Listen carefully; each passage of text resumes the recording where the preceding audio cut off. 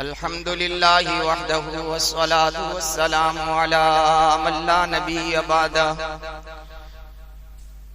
أما بعد فأعوذ بالله من الشيطان الرجيم بسم الله الرحمن الرحيم محمد رسول الله والذين معه أشداء على الكفار رحماء بينهم تراهم ركعا سجدا يبتغون فضلا من الله ورضوانا سيماهم في وجوههم من أثر السجود ذلك مثلهم في التوراة ومثلهم في الإنجيل صدق الله مولانا. وقال النبي صلى الله تعالى عليه وسلم الله الله في أصحابي لا تتخذهم غرضا من بعدي فمن أحبهم فبحبي أحبهم ومن أبغضهم فببغضي أبغضهم. وقال النبي صلى الله عليه وسلم أصحابي كالنجوم فبأيهم اقتديتم اهتديتم أو كما قال رسول الله صلى الله عليه وسلم. درود شریف یا رب صلی وسلم دائما ابدا علی حبیبک خیر الخلق کلہم. قابل احترام بزرگوں، عزیزوں، دینی بھائیوں، قرآن کریم کی آیت مبارکہ میں نے پڑھی. پیارے آقا تاجدار مدینہ محمد الرسول اللہ صلی اللہ علیہ وآلہ وسلم کا فرامین آپ کے سامنے میں نے پیش کیا. اللہ نے اپنے قرآن میں اور آقا دو جہاں محمد الرسول اللہ صلی اللہ علیہ وسلم نے اپنے فرامین میں روئے زمین کی سب سے مقدس جماعت، روئے زمین کی سب سے عظیم جماعت، اللہ نے جس جماعت کو اپنے حبیب کی صحبت کے لیے پسند کیا، اللہ نے جس جماعت کو اپنے نبی کے ساتھی ہونے کی حیثیت سے پسند کیا، اپنے جانثار ہونے کی حیثیت سے پسند کیا، جس کو صحابہ کرام رضی اللہ تعالی عنہم اجمعین کہا جاتا ہے. سارے صحابہ ہمارے آنکھوں کے تارے ہیں، سر کے تاج ہیں. یہ مضمون مجھے آپ کی خدمت میں اس لیے عرض کرنا پڑا کہ سال میں ایک مہینہ ایسا آتا ہے ساری انسانیت بلکہ مسلمان سارے صحابہ کو بھول جاتے ہیں، اور صحابی میں ایک ہی صحابی سیدنا علی مرتضی علی ابن ابی طالب شیر خدا ہی کو یاد کرتے ہیں، اور آپ ہی اور آپ کے خاندان کی قربانی کو یاد کرتے ہیں. حالانکہ مذہب اسلام میں، تاریخ اسلام میں، اسلام کے باغ اور شجر کو سینچنے کے لیے بڑے بڑے صحابہ نے اپنا سب کچھ لٹا دیا، سب کچھ مٹا دیا، بلکہ اپنے خون کے آخری قطرے کو اللہ کے نبی کی خدمت میں پیش کر دیا. ان سارے صحابہ کی قربانیوں کو بھلا دیا جاتا ہے. لے دے کر کے ایک ہی صحابی کا چرچا ہوتا ہے، وہ علی ابن ابی طالب اور سیدنا امام علی مقام حسین ابن علی رضی اللہ تعالیٰ عنہ کی شہادت کو اتنا بیان کیا گیا، اتنا بیان کیا گیا، اتنا بیان کیا گیا کہ ہماری اولادیں، ہماری جنریشن اور ہماری نسلیں سمجھنے لگی کہ اگر اسلام کے لیے کسی نے قربانی دی ہے تو علی ابن ابی طالب ہی ہے. آج جس صحابی کا تذکرہ مجھے کرنا ہے، پچھلے جمعہ میں نے اعلان کیا تھا، سارے صحابہ میرے نبی کی خدمت میں آئے، سارے صحابہ میرے نبی کی خدمت میں آئے، یعنی سارے صحابہ نبی کے مرید تھے. ایک ایسا صحابی ہے 1.25 لاکھ کی جماعت میں جو اللہ کے نبی کی مراد تھا. سارے صحابہ آئے ہیں. ایک صحابی کو اللہ کے نبی نے اللہ سے راتوں کو رو رو کر مانگا تھا. کتنا اونچا درجہ ہوگا جسے اللہ کے نبی نے مانگا ہو. سیدنا عمر بن خطاب رضی اللہ تعالیٰ عنہ، جس کو عمر فاروق کہا جاتا ہے، فاروق آپ کا لقب ہے۔ فاروق اس لیے کہا جاتا ہے کہ آپ نے حق اور باطل کے درمیان میں فرق پیدا کر دیا، یہ حق ہے، یہ باطل ہے۔ نبوت کے 26 یا 27 سال پہلے آپ کی پیدائش ہے۔ عرب کے اندر بڑے بڑے شریف خاندانوں میں آپ کا شمار ہوتا ہے۔ آپ کے بیٹے، آپ کے والد محترم سیدنا خطاب جو تھے، وہ اعلان نبوت سے پہلے دنیا سے چلے گئے تھے، یعنی خطاب کا اسلام لانا ثابت نہیں ہے، کیونکہ ایک مرتبہ سیدنا عبداللہ ابن عباس رضی اللہ تعالیٰ عنہما کو عمر ابن خطاب رضی اللہ تعالیٰ عنہ نے یوں فرمایا تھا کہ عبداللہ آپ کے والد، یا معاف کرنا، حضرت عباس کو یوں فرمایا تھا کہ عباس آپ کا ایمان لانا مجھے بہت زیادہ خوشی اور مسرت کا باعث بنا ہے میرے والد کے ایمان لانے سے زیادہ۔ پتہ یہ چلا کہ خطاب مسلمان نہیں ہوئے تھے، یعنی اعلان نبوت سے پہلے دنیا سے چلے گئے تھے، اللہ کے نبی کو نبوت نہیں ملی تھی، اس سے پہلے آپ کا انتقال ہو چکا تھا۔ عمر ابن خطاب رضی اللہ تعالیٰ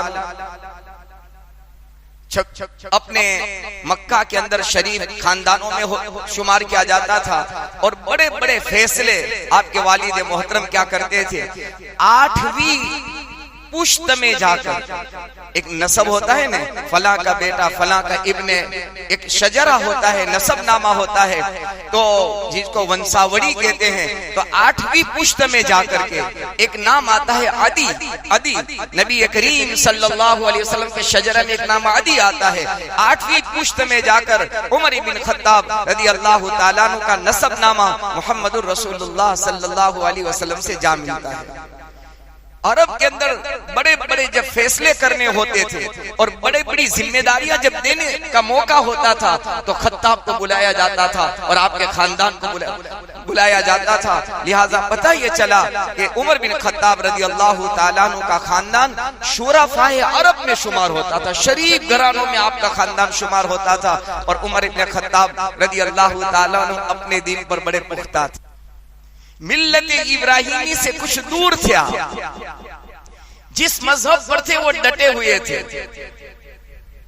بہرحال عمر بن خطاب رضی اللہ تعالیٰ عنہ کی شروع کی زندگی نبی کریم صلی اللہ علیہ وسلم سے دشمنی میں، عداوتوں میں، مقابلہ آرائی میں گزری ہے، لیکن اللہ کے حبیب نے آپ کے لیے ہاتھ اٹھایا تھا کہ اللہ خطاب کے بیٹے عمر کے ذریعے سے اسلام کو تقویت اور اسلام کو مضبوط فرما دے۔ آپ بڑے نیڈر تھے، بڑے بہادر تھے، بڑے شجاع تھے، بلکہ آپ کا پورا خاندان، عمر بن خطاب رضی اللہ تعالیٰ عنہ کا پورا خاندان آپ کی نسل کے اندر بہت زیادہ بہادر، بہت زیادہ شجاع تھا۔ جب کبھی اہل عرب کسی سے مقابلے کے لیے باہر نکلتے تھے تو خطاب کے خاندان کے لوگوں کو چیف ان کمانڈر بناتے تھے، امیر لشکر بناتے تھے۔ بہادری آپ کے خاندان میں اللہ نے ودیعت فرمائی تھی۔ بہرحال بہت مشہور واقعہ ہے آپ کا اپنی زندگی کا، مشہور واقعہ تو یہی ہے جو ہم اور آپ سنتے ہیں کہ سیدنا عمر بن خطاب رضی اللہ تعالیٰ عنہ اسلام لانے سے پہلے مقابلے میں تھے، لیکن ایک موقع ایسا آیا، اہل عرب جمع ہوئے اور کہا کہ ہمارے خاندان میں گھر گھر میں، ہر گلی میں، ہر کوچے میں آج جھگڑا پیدا ہو چکا ہے۔ عبداللہ کے لگتے جگر، آمینہ کے نور نظر، محمد الرسول اللہ صلی اللہ علیہ وسلم نے اعلان نبوت کر دیا ہے، اور آپ کا دعویٰ یہ ہے کہ مکہ میں رکھے ہوئے ہمارے باپ دادا جس کو معبود سمجھتے تھے، عبادت کے لائق سمجھتے تھے، پرستش کرتے تھے، پوجا پاٹ کرتے تھے، خاندان سے یہ نسل سے چلا آ رہا تھا، یہی ہمارے معبود ہیں، یہی عبادت کے لائق ہے۔ محمد الرسول اللہ صلی اللہ علیہ وسلم نے اعلان کر کے ایک ہی آواز میں 1,360,000 بتوں کے بارے میں اعلان کر دیا، یہ باطل ہے، یہ غلط ہے، عبادت اور پرستش کے لائق صرف اللہ کی ذات ہے، لہذا اب اس کا کچھ کرنا چاہیے۔ بہادر تو تھے، کہا کہ کیا کرنا چاہیے، تو کہ جس کا یہ دعویٰ ہے، ایک کہوت ہے کہ بسری کو توڑ ڈالو، نہ رہے بانس نہ بجے بسری۔ جس کا دعویٰ ہے اسی کو ختم کر دو. جو دعویٰ ہے جس کا وہ جب دنیا سے چلا جائے گا تو دنیا سے اس کا مشن مٹ جائے گا. لیکن اللہ نے قرآن میں اعلان فرما دیا ہے کہ اللہ دین اسلام کو غالب کر کے رکھے گا. وَلَوْ كَرِهَ الْكَافِرُونَ. اللہ فرماتے ہیں کافروں کو اگر ناپسند ہو ناپسند سمجھے لیکن اللہ اپنے دین کو غالب کرے گا, اللہ اپنے دین کو سربلند کرے گا. اور اللہ تعالیٰ نے خطاب کے بیٹے عمر رضی اللہ تعالیٰ عنہ سے کام لیا. روایتوں میں آتا ہے, تاریخ کے اندر لکھا ہے, یہ واقعہ بہت زیادہ مشہور ہے. اس وقت تو مجھے عمر بن فاروق رضی اللہ تعالیٰ عنہ کا انصاف اور عدل بیان کرنا ہے, اور آپ کی خدمت خلق بیان کرنی ہے, آپ کی امارت بیان کرنی ہے, آپ کی خلافت بیان کرنی ہے, غریبوں سے محبت کو بیان کرنا ہے, مسکینوں کے ساتھ قربت کو بیان کرنا ہے, اور انسانیت کے ساتھ ہمدردی کو بیان کرنا ہے. اسی لیے جب ملک روم کا ڈیفینس منسٹر جب مدینہ منورہ میں آیا تھا تو اس نے یہ مدینہ منورہ میں آ کر کے وہ تلاش کرنے لگا, کیونکہ انہوں نے ملک روم کے اندر قیصر نے اور ایران کے اندر کسرا نے یہ سن رکھا تھا کہ مدینے کے اندر ایک ایسا امیر ہے, ایک ایسا خلیفہ ہے جس کو عمر بن خطاب کہا جاتا ہے, جس کا رعب اور دبدبہ پوری دنیا کے اندر مشہور تھا. وہ ان کی ملاقات کے لیے آیا.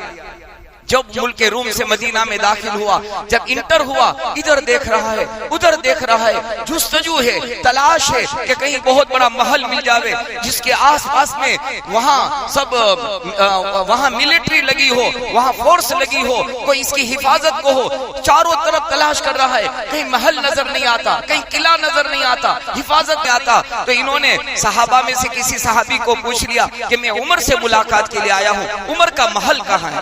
تو کہ عمر کا کوئی محل نہیں ہے. تو کہ کہاں رہتے ہیں؟ تو کہ اسی جھوپڑوں کے اندر جیسے آپ کو نظر آتا ہے, یہ کچے جھوپڑے ہیں, اسی ایک جھوپڑے میں عمر رہتے ہیں. کہاں ان کا جھوپڑا؟ تو کہا کہ یہ مسجد نبوی کے سامنے جو نظر آتا ہے یہ خطاب کے بیٹے عمر کا یعنی کمرہ ہے, یہ ان کا مکان ہے, ایسا کچا مکان. کہا کہ یہاں کوئی ملٹری نہیں, کوئی فورس نہیں, کوئی حفاظت کا سامان نہیں. ڈرتے ڈرتے آواز دی اندر کہا کہ عمر میں ملک روم سے وہاں کا منسٹر, ڈیفینس منسٹر آیا ہوں اور میں آپ کی ملاقات کے لیے آیا ہوں. تو اندر سے آواز آئی کہ عمر اس وقت موجود نہیں ہے.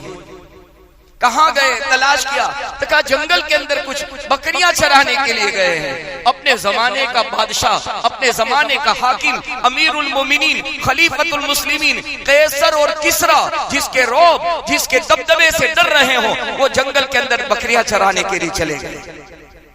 جب کی ملاقات کے لیے گئے, تلاش کرتے کرتے پتا چلا کہ کسی جگہ وہ آرام کر رہے ہیں, سو رہے ہیں. سونے کی کیفیت تاریخ میں, اسلامی داستان میں, اسلامی ہسٹری میں لکھی ہے. آپ اس طرح سو رہے تھے, آپ کا یہ دہنا بازو اس طرح سے سر کے نیچے تھا اور آپ زمین پر لیٹے ہوئے ہیں. اپنے ہاتھ کو تکیہ بنایا تھا, فرش پر سو رہے تھے. جب اس نے یہ ملک روم کے منسٹر نے جب یہ دیکھا کہ عمر سو رہے ہیں, آہستہ سے آواز دی کہ عمر میں ملک روم سے ملاقات کے لیے آیا ہوں. آپ نے آنکھ کھولی, آپ نے اہلن و سہلن کہا, آپ نے ویلکم کہا. تو ایک جملہ اس نے تاریخی اور اتہاس کا جملہ اس نے یہ کہا, عمر تو نے عدل و انصاف قائم کر کے تو چین اور سکون کی نیند سو رہا ہے. ہم نے ظلم کر کے اپنی نیند کو بیکار کر دیا, اپنی نیند کو قربان کر دیا, ہماری نیند کو ہم نے بے چینی کے اندر بدل دیا. عمر تیرا عدل و انصاف ایسا ہے کہ چین کی نیند تو سو رہا ہے. یہ عدل و انصاف تھا عمر کا. اللہ ہمیں وہ عدل انصاف کے بارے میں, ہمارے بھائیوں کے بارے میں, انسانیت کے بارے میں اللہ ہمیں بھی نصیب فرمائے. انسانیت کے بارے میں عدل, انسانیت کے بارے میں انصاف. یہ تاریخی جملہ ملک روم کے بادشاہ اور اس کا جو منسٹر ہے وہ یوں کہہ رہا ہے, عدل اور انصاف کر کے چین کی نیند سو رہا ہے, اور ہم نے ظلم کر کے ہم نے اپنی نیند کو بہکار کر دیا. ہم بے چینی میں آ گئے, پریشانیوں میں آ گئے, حفاظت کا سامان ہمیں پیدا کرنا پڑا. ہمارے بادشاہوں کے ارد گرد محل کے اندر فورس لگانی پڑی کہ کہیں کوئی اسے نقصان نہ پہنچا دے. دنیا میں جب ظلم ہوتا ہے تو اللہ کا غضب اترتا ہے, اور جب دنیا میں انصاف ہوتا ہے اور ظالم کی مدد کی جاتی ہے تو اللہ کی رحمت اترتی ہے. بہرحال سیدنا عمر بن خطاب رضی اللہ تعالیٰ عنہ نے, سیدنا ابو بکر صدیق رضی اللہ تعالیٰ عنہ کا دور خلافت بہت کم رہا ہے, 2 سال سے کم زمانہ تھا, لیکن ابو بکر رضی اللہ تعالیٰ عنہ نے بڑی مضبوط اینٹیں کے اندر ایسی رکھ دی تھی کہ آپ کو دیوار کا اٹھانا اور اس خلافت کو آگے چلانا آپ کے لیے آسان ہو گیا۔ عمر بن خطاب رضی اللہ تعالیٰ عنہ دور خلافت پر آئے، آپ نے پہلا خطبہ دیا۔ آپ کا روب تو بہت تھا، دبدبہ بہت تھا، لوگ آپ سے بہت زیادہ ڈرتے تھے، اسی لیے علماء نے لکھا ہے جس گلی سے عمر گزر جاتے تھے شیطان کی مجال اور ہمت نہیں ہوتی تھی کہ اس راستے سے وہ گزر جائے۔ عمر جس گلی سے گزرتا تھا رضی اللہ تعالیٰ عنہ گزرتے تھے، شیطان اس گلی اور راستے کو بدل دیتا تھا۔ جب انسانوں پر اور شیطان پر اتنا روب تھا، جب آپ منبر پر چڑھے ہیں، کہا صحابہ سے مخاطب ہو کر فرمایا کہ اگر میں کوئی ایسا کام کروں جو انصاف کے خلاف ہو تو کیا کرو گے؟ عمر پوچھنا چاہتے تھے کہ کہیں میرے ڈر کی وجہ سے تم مجھے اسی حال میں چھوڑ دو، میں ناانصافی کرنے لگوں، عدل کو چھوڑ دوں، اللہ کے حقوق کو پامال کرنے لگوں، آواز نہ اٹھائے اور عمر کہیں اپنے جہنم کا ایندھن نہ بن جائے۔ کہا تم کیا کرو گے؟ ایک دیہات کے صحابی تلوار نکال کر کھڑے ہوئے، عمر اگر تم نے ناانصافی کی، حق کو پامال کیا، انسانیت کے حقوق کو برباد کیا تو سب سے پہلے میری تلوار نکلے گی۔ عمر رضی اللہ تعالیٰ عنہ خوش ہو گئے۔ ایسے ہی صحابہ مجھے چاہیے جو میری ناانصافی پر، میرے غلط قدم کے اٹھنے پر مجھے روکنے لگے۔ اسی لیے ایک صحابی رضی اللہ تعالیٰ عنہ نے دوران خطبہ کھڑے ہو کر یوں کہا تھا، عمر تمہارے جسم پر جو کپڑا ہے، ایک قیمتی کپڑا، ریشمی کپڑا ہے، یہ کہاں سے آیا؟ اس کا مجھے حساب چاہیے۔ اللہ اکبر کبیرہ، مجھے حساب چاہیے۔ عمر رضی اللہ تعالیٰ عنہ نے حساب دیا، اس کا جواب دیا، فلاں جگہ سے مجھے آیا ہے، ہدیے میں آیا ہے۔ جواب ارشاد فرمایا، جہاں عدل تھا، انصاف تھا، وہاں خوف خدا تھا، اللہ کا ڈر اور تقوی ان کی زندگیوں میں تھا۔ بہت مشہور واقعہ ہے کہ جب آپ رؤسائے عرب کے درمیان آپ بیٹھے ہوئے تھے، بڑے بڑے ابو جہل، عتبہ، شیبہ، بڑے بڑے جب عرب بیٹھے ہوئے تھے، پوچھا گیا کہ اب کیا کرنا چاہیے؟ گھر گھر میں جھگڑا ہے، آپس میں اختلاف ہو گیا ہے، باپ اگر مسلمان ہے، بیٹا اسلام سے دور ہے، اس طرح سے جھگڑے کی نوبت آ چکی ہے، کیا کرنا چاہیے؟ تو کیا کرنا چاہتے ہو؟ کہا کہ محمد کا خاتمہ کر دیا جائے، نعوذ باللہ۔ کہا کہ میں اس کے لیے تیار ہوں، میں اس کے لیے تیار ہوں۔ اٹھے جا رہے تھے، آپ کی بہن تھی فاطمہ، آپ کے دو بھائی کا ذکر ملتا ہے، ایک کا نام زید ہے، ایک اور نام ہے میرے ذہن سے نکل گیا، ایک اور نام ہے، دونوں پہلے مسلمان، حضرت عمر سے پہلے وہ مسلمان ہو چکے اور بڑے بہادر تھے، بڑے شجاع تھے اور شہادت کا بڑا جذبہ رکھتے تھے۔ جنگ احد کے اندر عمر بھی ساتھ میں ہیں، آپ کے بھائی زید بھی ساتھ میں ہیں۔ حضرت عمر رضی اللہ تعالیٰ عنہ نے اپنے بھائی زید سے کہا، میرے پاس بختر ہے، میرے پاس زیرہ ہے، اپنی حفاظت کا سامان ہے، تیری حفاظت ہو جائے۔ تو حضرت زید آپ کے بھائی نے کہا، نہیں نہیں عمر، میں تو شہادت کی تمنا رکھتا ہوں، یہ پہنوں گا، حفاظت تو ہو جائے گی لیکن شہادت کا درجہ نہیں ملے گا۔ آپ کے خاندان میں شجاعت، بہادری، شہادت کا جذبہ، اس لیے سیدنا عمر بن خطاب رضی اللہ تعالیٰ عنہ اللہ سے ہمیشہ دعا کرتے تھے، اے اللہ تیرے راستے کی موت اور شہادت چاہتا ہوں اور تیرے حبیب کے شہر مدینہ میں دفن ہونا چاہتا ہوں۔ یہ آپ کی ہمیشہ دعا ہوتی تھی۔ اللہ نے وہ دعا محرم الحرام کی پہلی تاریخ کو قبول فرمائی۔ اب محرم الحرام کی پہلی تاریخ سے ہی عمر کا تذکرہ نہیں، عمر کا نام نہیں، عمر کا کوئی چرچا نہیں، عمر کی سیرت کا بیان نہیں، عمر کو کوئی پہچانتا نہیں کہ اتنے بڑے جلیل القدر صحابی پہلی محرم کو جام شہادت پی چکے۔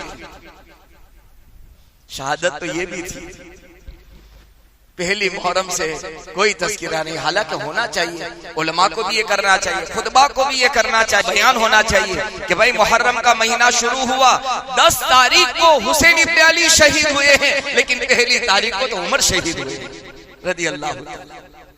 ہونا چاہیے۔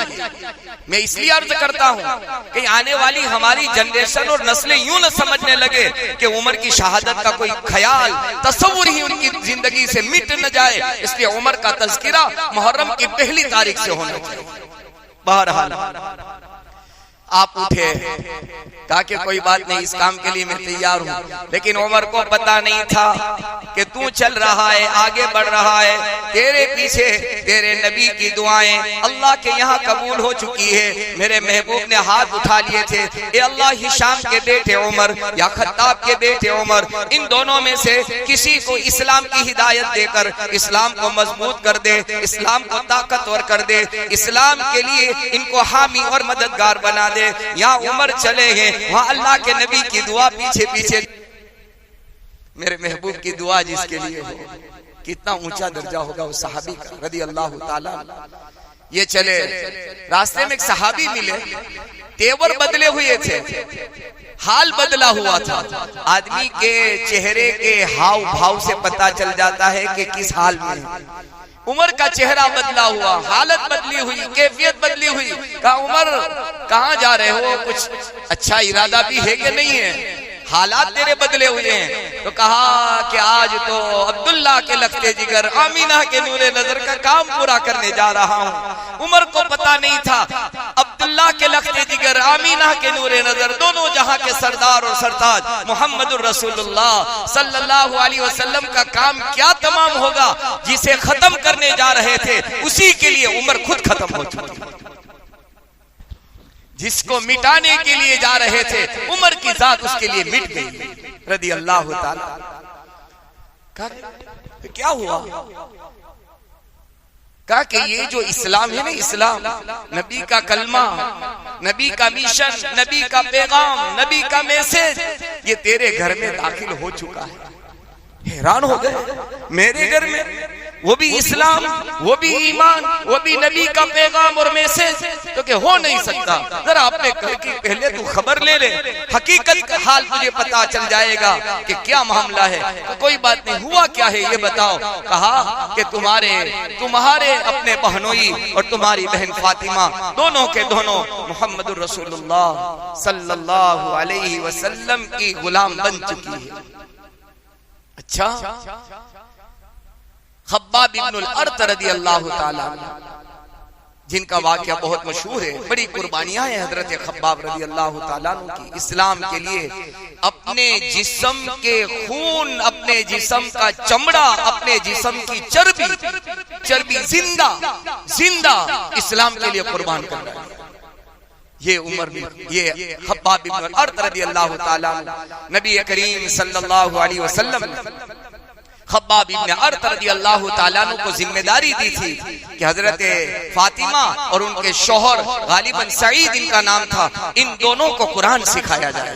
اور آپ کے گھر میں، یعنی ان کے بہن اور بہنوئی کے گھر کے اندر قرآن کے چھوٹے چھوٹے اجزاء ہوتے تھے. اس زمانے میں جب قرآن اترتا تھا تو یہ قرآن کی شکل اس طرح کتاب کی شکل نہیں تھی. چمڑوں پر لکھا جاتا، پتھروں پر لکھا جاتا، کہیں ورق مل جاتے، پیج مل جاتے، اس پر لکھا جاتا. الگ الگ جگہ میں متفرق پھیلے ہوئے اجزاء ہوتے تھے. تو ان کے یہ اجزاء ان کے یہاں قرآن کریم کے فاطمہ کے یہاں رکھے ہوئے تھے. تو کہا کہ آپ کے بہن اور بہنوئی دونوں مسلمان ہو چکے. اچھا، دونوں مسلمان ہو چکے، جا رہے تھے آقا کے یہاں. آپ کا معاملہ ختم کرنے کے لیے آپ نے رخ بدلا، اپنے بہن کے یہاں گئے ہیں. آواز، دروازہ بند تھا، دستک دی اندر سے دروازہ بند تھا. کان لگا کر سنا، کچھ عربی میں پڑھنے کی آواز آ رہی ہے. وہ تو عربی داں تھے، پہچان لیا کہ کوئی اللہ کا قرآن پڑھا جا رہا ہے. ایک بات اور عرض کر دوں درمیان میں، اللہ کے حبیب محمد الرسول اللہ صلی اللہ علیہ وسلم پر قرآن اترتا تھا. آپ چھپ چھپ کر کے کعبۃ اللہ میں جا کر کے رات کے وقت میں سارے مکہ والے سو جاتے تھے، آپ نمازوں میں اللہ کا قرآن پڑھتے تھے. قرآن میں اللہ نے وہ کشش رکھی ہے، وہ مقناطیس رکھی ہے، وہ لوئی چمبک رکھا ہے قرآن کے اندر کہ مکہ والے نہ چاہتے ہوئے بھی قرآن سننے کے لیے آ جاتے تھے. اللہ نے وہ تاثیر رکھی ہے. اللہ ہمیں قرآن کی تلاوت سے مستفیض فرما. رمضان کا مہینہ گیا، اس کے بعد پتہ نہیں ہم میں سے کتنے ساتھیوں کا قرآن پورا ہوا ہو. رمضان گیا تو قرآن گیا، رمضان پورا تو قرآن پورا. نہیں میرے بزرگوں، میرے بھائیوں، ہم سب کی ذمہ داری ہے اللہ کے قرآن کو پڑھتے رہیں، تلاوت ہمارے گھروں میں ہو. عرض میں کر رہا تھا کہ عمر بن خطاب رضی اللہ تعالیٰ عنہ نے قرآن سنا تو کہ وہ تو یہی قرآن ہے جو نبی کریم صلی اللہ علیہ وسلم حرم کعبہ میں رات میں اٹھ کر کے پڑھتے ہیں. روایتوں میں آتا ہے ابو جہل، عتبہ، شیبہ رات میں چھپ چھپ کر کے قرآن سننے کے لیے آتے تھے. کبھی رات میں ایک دوسرے کی ملاقات ہو جاتی تھی، تم کیوں آئے ہو؟ تو کہ تم کیوں آئے ہو؟ تو یہ قرآن ہمیں کھینچ کر لا رہا ہے. تو کہ اب عہد کرو، قسم کھاؤ کل نہیں آئیں گے. قسمیں کھاتے تھے، عہد کرتے تھے. دوسرے دن آواز آتی تھی، بے چین ہو جاتے تھے اور اسے سکون نہیں ملتا تھا. واپس گھروں سے نکلتے تھے، چھپ چھپ کر قرآن سنتے تھے. پھر ملاقات ہوتی تھی، آپ نے تو قسمیں کھائی، عہد کیا تھا کل نہیں آئیں گے. کیا کرے اللہ کے قرآن، اللہ کا قرآن کھینچ کر کے لا رہا ہے. بہرحال عمر بن خطاب رضی اللہ تعالیٰ عنہ نے جب قرآن کو سنا تو اور زیادہ آگ بگولا ہو گئے اور آپ کے رونگٹے کھڑے ہو گئے، آنکھوں میں خون اتر آیا اور آپ نے عہد کر لیا آج محمد کا خاتمہ تو بعد میں کروں گا، اپنے پہلے ہوگا. بہن نے دروازہ کھولا، پوچھا خیریت ہے بھائی؟ بہن بہن ہوتی ہے، اللہ تعالیٰ بہنوں کے حقوق ہمیں ادا کرنے کی توفیق نصیب فرمائے. کہا بھائی خیریت ہے؟ تو کہ یہ بتاؤ تم کر کیا رہے تھے؟ بہن نے توریہ سے کام لیا، لیکن جب پتہ چل گیا کہ عمر کو معلوم تو ہو ہی چکا ہے، پتہ چل گیا ہے، اب چھپانے سے کوئی فائدہ نہیں. ایک بات ہمیشہ یاد رکھنا، اسلام کبھی دبنے سے دبا نہیں، چھپانے سے چھپا نہیں. ہاں اسلام کے اندر اللہ نے لچک رکھی ہے، جتنا دباؤ گے اسلام اتنا اٹھے گا، جتنا چھپاؤ گے اسلام اتنا کھل کر کے دنیا میں ظاہر ہوگا اور دنیا کو پتا چلے گا یہ اسلام ہے. یہ مسئلہ الگ ہے کہ ہم نے اسلام کو اپنی زندگی میں پریکٹیکل ابھی داخل نہیں کیا ہے، ورنہ اسلام کا بتانے کا مسئلہ ہی نہیں ہوتا. اگر ہماری زندگیوں سے اسلام ظاہر ہو جاتا، جیسے صحابہ کی زندگیوں سے ظاہر ہو گیا، معین الدین چشتیری رحمت اللہ علیہ کی زندگی سے ظاہر ہو گیا، احمد علی علاؤالدین صابر کلیری رحمت اللہ علیہ کی زندگی سے ظاہر ہو گیا. ان کی زندگیاں اسلام کی ترجمان تھی، اسلام کا پیغام تھا ان کی زندگیاں. بہرحال جب آپ کی بہن فاطمہ نے سمجھ لیا کہ عمر کو پتا تو چل ہی گیا ہے، کہا کہ عمر ہم مسلمان ہو چکے ہیں. یہ بہت بڑا مسئلہ تھا فاطمہ کا یہ جملہ کہنا اور عمر کو کہنا. انہیں پتا تھا کہ میرے بھائی سے زیادہ عرب کے اندر کوئی بہادر نہیں، میرے بھائی سے زیادہ نبی اور نبی کے مشن پر نبی کے ماننے والوں کا کوئی دشمن میرے بھائی سے زیادہ نہیں ہے. اور یہ کہنا گویا کہ موت کو دعوت دینا تھا، موت کو دعوت دینا. اسے پتا تھا آج یہ جملہ میری زبان سے نکلے گا، دوسرے ہی لمحے میں یا تو زندگی ملے گی یا تو پھر انقلاب آئے گا. دو ہی باتیں تھی. کہا کہ بھائی میں مسلمان ہو چکی ہوں، بس یہ کہنا تھا کہ ٹوٹ پڑے. سیدنا رضی اللہ تعالیٰ عنہ اپنی بہن پر مارنے لگے، خون بہنے لگا. آپ کے بہنوئی چھپ گئے تھے اور خباب بن عرد رضی اللہ تعالیٰ عنہ بھی کونے میں چھپے ہوئے تھے. جب بہنوئی سے دیکھا نہیں گیا، اپنی بیوی اور خطاب کی بہن کو مارا جا رہا ہے، باہر نکلے، بچانے کے لیے آئے، بہن کو چھوڑا، بہنوئی کو مارنے لگے. تو پھر اندر سے خباب بن عرد رضی اللہ تعالیٰ عنہ نے آواز دی، اے عمر بس کر، بس کر، تیرے لیے تو تیرے نبی محمد الرسول اللہ صلی اللہ علیہ وسلم راتوں کو رویا کرتے ہیں. تو کچھ غصہ ٹھنڈا سا ہوا. غصے میں آدمی کیا سے کیا کر لیتا ہے. جب سرد پڑا غصہ تو پھر کہا کہ بہن کیا کر رہی تھی، ذرا یہ بتا دے کیا پڑھ رہی تھی. تو کہا کہ اللہ کا قرآن پڑھ رہی تھی، نبی پر اترا ہوا اللہ کا فرمان پڑھ رہی تھی. کہا مجھے بھی دے دے. کہا لا یمسہ الا المطہرون، میرے بھائی عمر ناپاک لوگ اس کو ہاتھ نہیں لگاتے، یہ تو پاک لوگ لگاتے ہیں، لہذا تو پہلے پاک ہو جا. تو کیا غسل کرنے کے بعد پھر کہا کہ یہ قرآن ہے، یہ پڑھ کے مجھے سنا دے.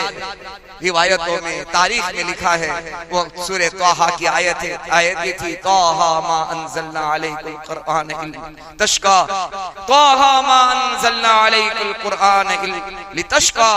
یہ قرآن کی آیت آپ نے پڑھی. عمر خطاب رضی اللہ تعالیٰ عنہ کی زندگیاں بدل گئی. آپ آئے نبی کریم صلی اللہ علیہ وسلم ارقم بن ابی ارقم کے مکان میں دار ارقم میں آپ چھپ کر کے اسلام سمجھا رہے تھے. دستک دی سیدنا امیر حمزہ رضی اللہ تعالیٰ عنہ مسلمان ہو چکے تھے. آپ نے دیکھا عمر کھلی تلوار لے کر آئے. کہا کہ کون ہے؟ تو کہا عمر ہے. کیا کرنے آئے ہیں؟ تو کہ تلوار کھلی ہوئی ہے. کوئی بات نہیں، اس کو آنے دو، اچھی نیت سے آئے ہیں ویلکم ہوگا، اہلاً و سہلاً استقبال ہوگا. بری نیت سے آئے ہیں انہی کی تلوار سے ان کا کام تمام ہوگا. آئے، کہا یا رسول اللہ صلی اللہ علیہ وسلم مجھے مسلمان کر دیجئے. بس وہ دن تھا، وہ گھڑی تھی، وہ لمحہ کی حالت بدل گئی. چھپ کر جو نماز ہو رہی تھی، علل اعلان نماز شروع ہوئی. سیدنا عمر بن خطاب رضی اللہ تعالیٰ عنہ کا انصاف، آپ کی خدمت اگلے جمعہ میں مکمل کر کے آپ کی جام شہادت کا آخری واقعہ انشاءاللہ آئندہ جمعہ میں بیان کریں گے. اللہ سے دعا کرتے ہیں اللہ ہم سب کو صحابہ سے محبت نصیب فرما دے، اور ان کے نقش قدم پر جینا، مرنا، چلنا، اور قیامت میں آپ کے ساتھ اٹھنا ہم سب کو نصیب فرمائے. آمین. وآخر دعوانا الحمدللہ رب العالمین.